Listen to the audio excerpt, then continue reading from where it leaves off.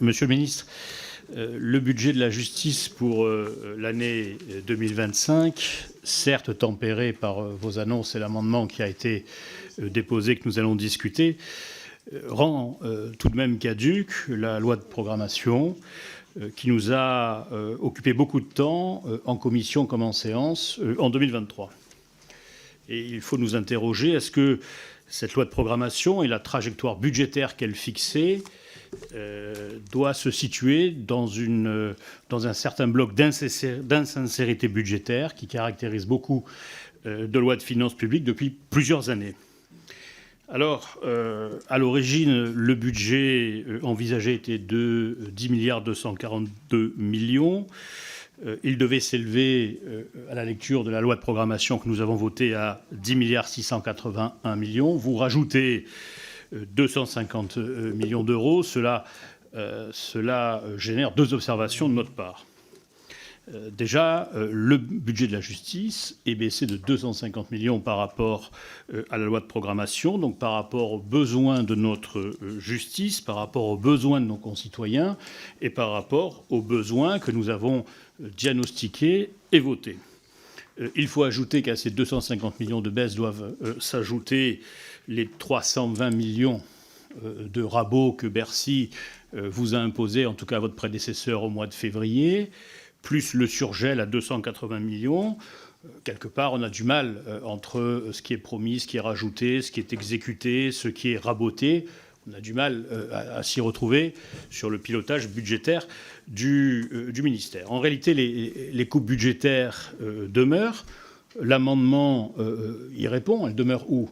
Cet amendement est simple. Vous rajoutez 250 millions d'euros pour permettre le maintien des créations de postes de la loi de programmation judiciaire. Donc ces 250 millions, c'est pour permettre de payer les gens qu'on recrute et d'assumer financièrement les hausses indiciaires qui ont été votées. Donc il est important de dire que qui est impacté par ces coupes ? Eh bien, les choses sont claires. D'abord, le budget 2025 sonne le glas du plan 15 000 places prison. Ce plan que l'actuel Premier ministre souhaitait, en ce qui le concerne, porter à 20 000 places, mais c'est vrai que c'était le temps des primaires LR. Nous sommes sur ce plan un petit peu dans le budget du renoncement. Les dépenses de l'immobilier pénitentiaire s'écroulent, 43% en moins. Celles de l'immobilier judiciaire, 60% en moins. On verra comment votre correction budgétaire tempère ces postes.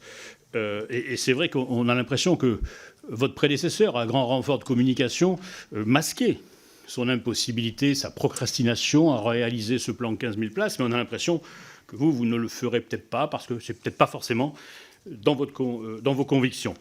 Le budget, et le rapporteur pour avis l'a dit, sonne aussi le glas des moyens de sécurité, et actifs comme passifs, dévolus à l'administration pénitentiaire, alors que le drame d'Incarville, qui aurait peut-être dû être évité, bien entendu, pèse dans l'esprit de chaque gardien de prison et que les criminels, malheureusement, continuent toujours à courir. Les métiers de greffe restent dévalorisés. L'aide aux victimes, dans le budget en tout cas initial, demeure neutralisée, alors que ces dernières sont de plus en plus nombreuses.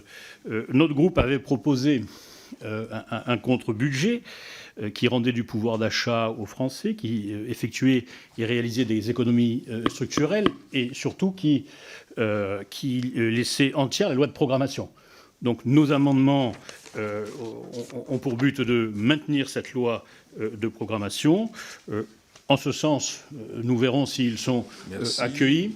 Et en ce sens, et en l'état, nous voterons contre cette mission.